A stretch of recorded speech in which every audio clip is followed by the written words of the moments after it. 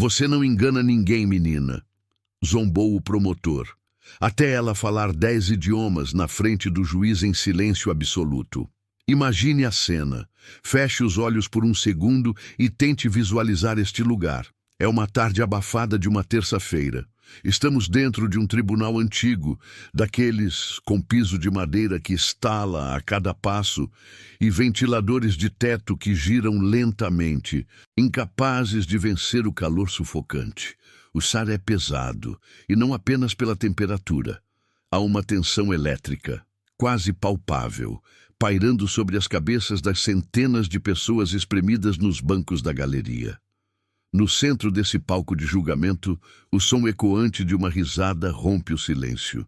Não é uma risada de alegria, é o som seco, cortante e cruel do escárnio.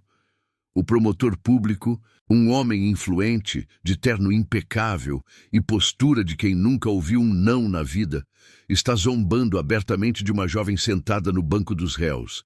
Para ele e para a elite que cochicha na plateia, a figura daquela mulher é uma ofensa. Eles olham para as roupas simples dela, olham para as mãos calejadas, lembram-se de onde ela veio, do barro, da miséria, de um lugar que o mapa oficial prefere ignorar. A acusação? Fraude. Eles dizem que é impossível alguém com a origem dela possuir o intelecto que ela afirma ter. Eles queriam humilhá-la. Eles prepararam aquele dia para ser o fim da linha, o momento em que a colocariam em seu devido lugar. Mas o que eles não sabiam? O que aquele promotor arrogante não poderia prever nem em seus piores pesadelos. É o que aconteceria nos minutos seguintes. Aquela jovem não apenas se levantou. Ela protagonizou um dos momentos mais chocantes e gloriosos da história jurídica deste país. Um momento que calou o tribunal, silenciou o riso e mudou o destino de uma nação inteira. Antes de entrarmos nos detalhes dessa reviravolta impressionante, eu quero te fazer uma pergunta muito séria. Você já foi subestimado por alguém que se achava superior a você? Já sentiu na pele o olhar de desprezo de quem julga apenas pela aparência ou pelo seu saldo bancário? Se a resposta for sim, deixe aqui nos comentários a palavra sim e me diga de qual cidade você está assistindo. A história de hoje é a resposta que todos nós, que já fomos julgados injustamente, gostaríamos de dar. Para entender a grandiosidade do que aconteceu naquele dia, precisamos entender o cenário. Aquele tribunal não era apenas um prédio público, era um símbolo de poder de uma oligarquia local que governava a região há décadas. As paredes, revestidas de madeira escura, ostentavam retratos de juízes e promotores passados. Todos homens, todos brancos, todos com o mesmo sobrenome ou círculo social. Era um ambiente feito para intimidar. A protagonista da nossa história estava sentada sozinha. A defesa dela era modesta. O advogado dativo parecia suar mais do que o normal, visivelmente desconfortável em enfrentar o Ministério Público naquela comarca. Do outro lado, o promotor parecia estar em um coquetel social, e não em um julgamento. Ele caminhava de um lado para o outro, gesticulando com uma caneta de ouro. Ele não falava com a ré. Ele falava sobre a ré, como se ela fosse um objeto, uma anomalia. Excelência, dizia ele com a voz impostada. Estamos diante de uma farsa cômica. Esta cidadã afirma ter qualificações internacionais. Afirma ter conhecimentos que, sejamos francos, nem os filhos das melhores famílias desta cidade, que estudaram na Europa, possuem. É uma afronta à inteligência deste tribunal acreditar que alguém que cresceu sem eletricidade até os 15 anos possa ter tal erudição. A plateia ria, risinhos abafados, mas cruéis. O barulho do tribunal era o som do preconceito institucionalizado. Eles não estavam ali para ver justiça. Estavam ali para ver um linchamento moral. A acusação era de falsidade ideológica em um concurso público de alto nível. Diziam que ela havia falsificado seus diplomas e, pior, que era incapaz de exercer as funções diplomáticas que o cargo exigia. Ela permanecia em silêncio absoluto, as mãos cruzadas sobre o colo, o olhar fixo em um ponto vazio na mesa do juiz. O que ninguém ali percebia é que aquele silêncio não era de medo, não era de submissão. Era o silêncio de quem estava guardando munição. Enquanto o promotor descrevia a infância dela como sinônimo de ignorância, ela, em sua mente, revisitava cada dia daquela infância. E é para lá que precisamos ir agora, para entender de onde veio a força que estava prestes a explodir naquele salão. Vamos recuar 30 anos no tempo. Esqueça o tribunal com ar-condicionado falho. Imagine agora o sol escaldante do sertão profundo, terra rachada, a poeira vermelha que entrava pelos poros e tingia as roupas de uma cor permanente de barro. Foi ali que ela nasceu. A casa não tinha piso, era chão batido. As paredes eram de taipa, aquela mistura de barro e madeira que à noite abrigava insetos e deixava passar o vento frio da madrugada. A fome não era uma visita esporádica, era uma moradora da casa. Ela era a mais nova de 7 irmãos. O pai trabalhava na roça de sol a sol, ganhando apenas o suficiente para a farinha e o feijão ralo. A mãe lavava roupa para as fazendas vizinhas, as mãos sempre feridas pelo sabão forte e pela água gelada do rio. Não havia biblioteca na cidade, não havia livraria. A escola mais próxima ficava a quilômetros de distância, um trajeto que ela fazia a pé. Muitas vezes descalça, porque o único par de chinelos precisava ser poupado para a missa de domingo. Mas em meio a essa escassez brutal, havia um objeto mágico naquela casa, um velho rádio a pilha. Aquele rádio era a conexão com o mundo. À noite, quando o silêncio do campo tomava conta, ela sintonizava em estações distantes, chiadas, vozes que vinham de capitais que ela nem sabia onde ficavam no mapa. Ela ouvia músicas em línguas estranhas, noticiários internacionais captados por ondas curtas. Enquanto seus irmãos dormiam exaustos, a mente dela viajava. Aos 10 anos, e aconteceu o primeiro milagre. Um caminhão de mudanças de uma família rica da região deixou cair uma caixa na estrada. Ou talvez tenham descartado de propósito. Dentro não havia comida nem roupas. Havia livros.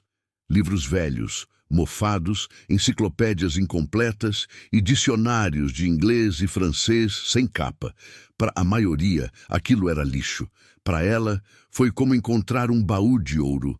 Ela não sabia ler aquelas línguas, mas ela tinha a curiosidade desesperada de quem sabe que o conhecimento é a única saída daquele lugar. Ela começou a comparar as palavras. Passava horas olhando as figuras e os textos, decifrando códigos, criando sua própria pedra de roseta no chão de terra batida. A vizinhança achava que a menina estava ficando louca. Vai ajudar na roça, menina. Deixa esses papéis, gritavam os vizinhos. Mas ela não ouvia. Ela já estava em outro mundo. E agora eu faço uma pausa rápida aqui para te perguntar. O que você está achando dessa história até agora? Você consegue imaginar a força de vontade necessária para estudar nessas condições? Deixe sua opinião nos comentários. Quero ler o que você pensa sobre essa determinação. A adolescência chegou e, com ela, as responsabilidades aumentaram. Ela precisava trabalhar. Foi doméstica, foi boia fria, ajudou na colheita. O corpo doía, a pele queimava sob o sol, mas a mente. A mente continuava blindada. O segredo dela era a madrugada. Eles dizem que para se tornar mestre em algo, você precisa de 10.000 horas de prática. Ela deve ter acumulado o dobro disso sob a luz de velas feitas de sebo ou de lamparinas de querosene, que deixavam o nariz preto de fuligem pela manhã. Ela dormia 3, 4 horas por noite. O restante do tempo era dedicado a uma obsessão: idiomas. Mas como? Sem professores, sem internet, sem cursos. Ela desenvolveu um método próprio. Ela ia até a única venda da cidade que tinha uma televisão e ficava do lado de fora, ouvindo filmes, repetindo as frases baixinho até a exaustão. Quando conseguia um jornal velho, ela traduzia cada manchete para os 3 ou 4 idiomas que estava aprendendo simultaneamente nos livros velhos. Ela conversava sozinha, imaginava diálogos entre diplomatas, entre presidentes. No meio do mato, enquanto capinava, ela discursava em francês para as árvores. Ela debatia política em alemão com as pedras. Se alguém a visse, certamente a internaria. Mas era ali, naquele teatro invisível, que ela estava moldando a oratória que anos mais tarde faria tremer os homens mais poderosos do país. Houve uma noite específica, uma noite de tempestade forte, em que a água invadiu a casa de Taipa. A família corria para salvar os colchões e a pouca comida. Ela correu para salvar os dicionários. Ela envolveu os livros em plásticos de sacola de arroz e os segurou contra o peito enquanto o teto gotejava. Naquele momento, ela fez uma promessa a si mesma. Eu nunca mais vou passar por isso. Minha voz vai me tirar daqui. A solidão dessa jornada era imensa. Ninguém sabia, ninguém entendia. Para a cidade, ela era apenas mais uma menina pobre, destinada a repetir o ciclo de miséria de seus pais. O que eles não sabiam é que, dentro daquela cabeça, já existia uma biblioteca de Alexandria. Ela já falava fluentemente línguas que o prefeito da cidade nem sabia que existiam. Ela estava pronta para o mundo, mas o mundo ainda não estava pronto para ela. Eu quero agradecer grandiosamente a você que permaneceu neste vídeo até aqui. Sua atenção é muito valiosa, mas segure-se na cadeira, porque o melhor ainda está por vir. O que vamos ver a seguir é como essa menina saiu do sertão e como a armadilha foi montada para destruí-la. A verdadeira batalha está apenas começando. Aos 19 anos, ela juntou cada centavo que escondeu por anos em um pote de barro, enterrado no quintal, e comprou uma passagem só de ida para a capital. Ela chegou na cidade grande com uma mala de papelão amarrada com barbante e a certeza inabalável de sua capacidade. Mas a cidade grande é uma fera diferente do sertão. No sertão, a dificuldade é a natureza. Na cidade, a dificuldade é o homem. O primeiro choque foi a invisibilidade. Sem diplomas formais de escolas de renome, suas candidaturas a empregos eram descartadas no lixo. Ela tentou vagas de recepcionista, telefonista, vendedora. Nada. Até que viu um anúncio para auxiliar de limpeza em uma grande empresa de exportação. Ela aceitou. Era o jeito de entrar no prédio. Durante meses, ela limpou os corredores de mármore, onde homens engravatados discutiam negócios internacionais. Ela ouvia as conversas e, mais importante, ela ouvia os erros. Muitas vezes, tradutores caros cometiam gafes e ela, passando com seu carrinho de limpeza, mordia os lábios para não corrigir, até o dia em que o destino ou a sorte interveio. Uma reunião crítica com uma delegação chinesa estava prestes a colapsar. O intérprete oficial tinha passado mal e não apareceu. O caos estava instalado. O diretor da empresa gritava, desesperado, pois perderia um contrato milionário. A delegação chinesa, ofendida com a confusão, levantou-se para sair. Foi aí que a menina da limpeza largou o pano de chão. Ela se aproximou da mesa de vidro, com seu uniforme azul desbotado, e disse uma frase perfeita em mandarim. O silêncio na sala foi instantâneo. O líder da delegação chinesa parou, virou-se lentamente e respondeu. Ela sorriu e continuou a conversa, traduzindo as preocupações deles para o diretor da empresa, em um português culto e preciso. Naquele dia, ela não voltou a limpar o chão. Ela foi promovida na hora. Mas, como dizem, prego que se destaca, leva martelada. A ascensão dela foi meteórica. Em 5 anos, ela não era apenas uma tradutora. Ela era uma consultora internacional, lidando com governos e grandes corporações. Ela estudou formalmente, validou seus conhecimentos, passou em concursos dificílimos. E foi aí que o incômodo começou. A elite tradicional da capital não aceitava que aquela mulher, sem sobrenome, sem berço, estivesse ocupando espaços reservados para os seus filhos. Nos corredores do poder, o sussurro começou. Ela é uma fraude. Ninguém aprende isso tudo sozinha. Ela deve ter comprado os diplomas. A inveja é um veneno lento, mas mortal. E eles começaram a preparar a armadilha que a levaria àquele tribunal que descrevemos no início. A ascensão dela não foi apenas rápida. Foi um terremoto nas estruturas sociais da capital. Imaginem uma mulher vinda do nada, que até ontem limpava o chão, agora sendo cotada para representar o país em negociações internacionais de comércio exterior. O nome dela circulava para assumir uma secretaria de Estado estratégica. Isso foi a gota d'água. Havia um grupo, uma espécie de confraria não oficial, formado por políticos antigos, herdeiros de grandes fortunas e burocratas que se protegiam mutuamente.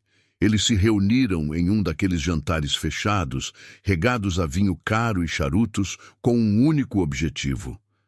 Precisamos parar essa mulher. Eles não podiam atacá-la pela competência, porque os resultados dela eram impecáveis. Então, decidiram atacar sua integridade. A armadilha foi sofisticada. Plantaram documentos. Criaram um dossiê falso que provava que os certificados de proficiência dela eram comprados de uma máfia de falsificações no leste europeu. Mais do que isso, fabricaram testemunhas, pessoas pagas para dizer que estudaram com ela e que ela mal sabia escrever o próprio nome. A mídia, alimentada por vazamentos seletivos desse grupo, caiu matando. As manchetes eram brutais. A farsa da poliglota do sertão. De faxineira a diplomata, o conto de fadas era mentira. A opinião pública, que adora destruir ídolos com a mesma rapidez que os cria, virou-se contra ela. Ela foi exonerada preventivamente. Seus bens foram bloqueados. E então veio a intimação criminal. O Ministério Público, pressionado por denúncias anônimas vinda dos gabinetes mais altos, abriu o processo. O promotor designado viu ali a chance de ouro de sua carreira. Condenar aquela mulher seria o troféu que o levaria ao cargo de procurador-geral. Ele não investigou a fundo, ele comprou a narrativa pronta. Para ele, era óbvio, uma ex-boia fria falando 10 línguas? Impossível. Caso encerrado. Ela recebeu a notícia em seu pequeno apartamento alugado. Diferente do que muitos pensavam, ela não vivia no luxo. Ela investia tudo em livros e cursos. Quando o oficial de justiça bateu à porta, ela não chorou. Ela sentiu aquele mesmo fogo que sentiu na noite da tempestade quando salvou os dicionários. Eles queriam guerra, eles teriam guerra. Mas ela não lutaria com armas, nem com advogados caros que não podia pagar. Ela lutaria com a verdade nua e crua. Voltamos agora ao tribunal. O presente. O Sara está viciado. O promotor já discursou por 2 horas. Ele usou palavras difíceis, citou leis em latim pronunciando errado e pintou a ré como uma sociopata manipuladora, uma atriz que enganou o governo e a sociedade. Vejam, senhores jurados, vejam, excelência, gritava ele, apontando o dedo indicador para o rosto dela. É biologicamente, sociologicamente impossível. Trouxe aqui 3 especialistas em linguística da Universidade Federal que atestam, para atingir tal nível de fluência em línguas tão distintas como o mandarim e o russo, seriam necessários 20 anos de imersão cultural em cada país.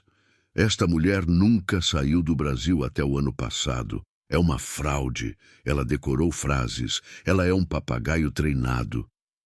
Os especialistas de acusação, homens de terno cinza que olhavam para ela com desdém acadêmico, confirmaram a tese. Disseram que o cérebro de alguém com a nutrição deficiente na infância não teria a plasticidade necessária. Era um show de horrores pseudocientífico usado para justificar o preconceito de classe. A defesa dela, o advogado público, tentava argumentar, mas era atropelado pela arrogância do promotor e pela impaciência do juiz, que parecia já ter sua sentença escrita na gaveta. O público ria, vaiava. Tomates e bolinhas de papel eram jogados em direção ao banco dos réus, e os guardas pouco faziam para impedir. Foi então que o promotor cometeu seu erro fatal. Embriagado pela própria vaidade, ele decidiu humilhá-la pessoalmente. Ele caminhou até ficar a centímetros do rosto dela. O cheiro da colônia à cara dele invadiu as narinas dela. Ele sorriu, aquele sorriso de hiena, e sussurrou alto o suficiente para o microfone captar. Você não engana ninguém, menina. Admita agora e eu peço para o juiz aliviar sua pena. Volte para a roça, que é o seu lugar. Naquele instante, o tempo pareceu congelar. Ela levantou a cabeça lentamente. Os olhos dela, negros e profundos, encontraram os olhos do promotor. Não havia medo. Havia uma calma aterrorizante. Ela olhou para o juiz e, pela primeira vez em todo o processo, pediu a palavra. A voz dela saiu firme, sem tremer. Excelência, eu abro mão do meu advogado. Eu farei minha própria defesa agora. Mas eu exijo que seja feita nos termos da acusação. O burburinho no tribunal foi ensurdecedor. O juiz bateu o martelo furiosamente, pedindo silêncio. A ré quer se defender? Isso é inusitado, mas é seu direito, disse o magistrado, curioso com a audácia. O doutor promotor afirma que é impossível eu falar o que falo, disse ela, levantando-se. A cadeira a arrastou no chão de madeira, fazendo um ruído agudo. Ele trouxe especialistas que leram sobre línguas em livros, mas nunca precisaram delas para sobreviver. Então, eu proponho um desafio. Se eu for uma fraude, me prendam agora e joguem a chave fora. Mas se eu provar que cada palavra no meu currículo é real, eu quero que este processo seja anulado e que o Ministério Público me peça desculpas públicas. O promotor riu. E como a senhora pretende fazer isso? Vai recitar um poema que decorou? Não, respondeu ela. O senhor tem em sua mesa os autos do processo, que incluem contratos internacionais complexos em diversas línguas. Provas materiais que o senhor diz serem falsas. Escolha qualquer página, qualquer documento, em qualquer língua. Eu não vou apenas traduzir. Eu vou fazer a sustentação oral jurídica deste caso. Agora, defendendo-me das suas acusações, usando cada um dos 10 idiomas que constam na minha ficha. E eu desafio o senhor, ou seus especialistas, a encontrarem um único erro gramatical. O juiz, um homem que no fundo estava entediado com a mesmice dos julgamentos diários, viu ali a oportunidade de um espetáculo. Ele olhou para o promotor. O promotor, pego de surpresa e não querendo parecer covarde na frente da imprensa, cruzou os braços e disse: Pois bem, faça o seu circo. Vamos ver até onde vai a mentira. O silêncio que caiu sobre a sala naquele momento foi absoluto. Era um silêncio pesado, denso. Ninguém respirava. As ventoinhas do teto pareciam girar mais devagar. Todas as câmeras se viraram para ela. Ela fechou os olhos por um segundo, respirou fundo, puxando o ar daquele tribunal viciado, e quando abriu os olhos, ela não era mais a ré. Ela era uma gigante. Ela começou pelo alemão. Não com frases simples de bom dia, mas dissecando o conceito jurídico de ônus da prova, com a precisão técnica de um jurista de Berlim. A voz dela mudou, a postura ficou rígida, a entonação gutural e perfeita. Os especialistas da acusação arregalaram os olhos, puxando seus fones de tradução simultânea, suando frio ao perceberem que o vocabulário dela era superior ao deles. Sem pausa, ela deslizou para o mandarim. A tonalidade mudou completamente. Ela explicou as nuances dos contratos de exportação que havia negociado, usando provérbios antigos chineses para ilustrar a honra e a verdade, olhando fixamente para a delegação chinesa imaginária, mas atingindo em cheio a alma de todos ali. A fluidez era de uma nativa. Então, o russo. Uma defesa apaixonada sobre a resistência e a superação. Citando Dostoiévski no original, com uma força que fez as janelas do tribunal vibrarem, o promotor começou a desabotoar o colarinho da camisa. Ele estava ficando vermelho. Ela passou pelo árabe, com sua poesia e complexidade. Pelo japonês, com a formalidade e respeito exigidos. Pelo francês, com a diplomacia afiada de um sabre. Pelo inglês britânico, impecável. Pelo espanhol rápido e emotivo, pelo italiano gestual e contundente. E, por fim, ela virou-se para o juiz e falou em latim. Não o latim decorado dos advogados, mas o latim conversacional, vivo. Ela citou Cícero e usou a língua-mãe do direito para desmontar a farsa da acusação, provando que a verdadeira fraude ali era a incompetência de quem a acusava. Foram 40 minutos de discurso ininterrupto. 40 minutos onde ela transitou entre 10 idiomas como quem troca de roupa. Não houve gagueira, não houve hesitação.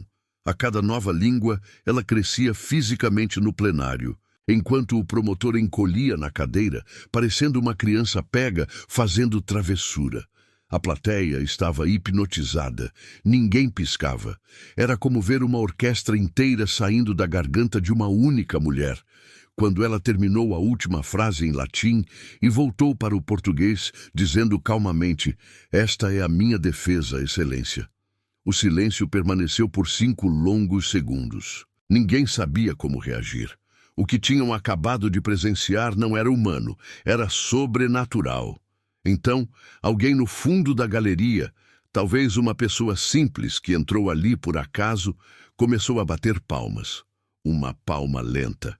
Depois, outra. Em segundos, o tribunal inteiro estava de pé, advogados, estudantes, até os guardas. Uma ovação estrondosa tomou conta do recinto. Não era protocolo, era emoção pura. O juiz, visivelmente abalado, limpou uma lágrima discreta por baixo dos óculos. Ele olhou para o promotor, que agora estava com a cabeça baixa, fingindo ler papéis para não encarar a humilhação pública. Diante da prova inequívoca, materializada diante de todos nós, neste ato solene, disse o juiz com a voz embargada, não apenas absolvo a ré de todas as acusações, como determino a abertura de inquérito por litigância de má-fé contra a promotoria. A senhora não é uma fraude, minha jovem. A senhora é um patrimônio deste país. Estão todos dispensados. O promotor saiu pelos fundos, escoltado, para evitar a imprensa. Ela saiu pela porta da frente. A multidão lá fora, que soube do que acontecia lá dentro, abriu caminho. Não havia mais xingamentos. Havia reverência. Ela caminhou com a cabeça erguida, sem sorrir, sem comemorar exageradamente.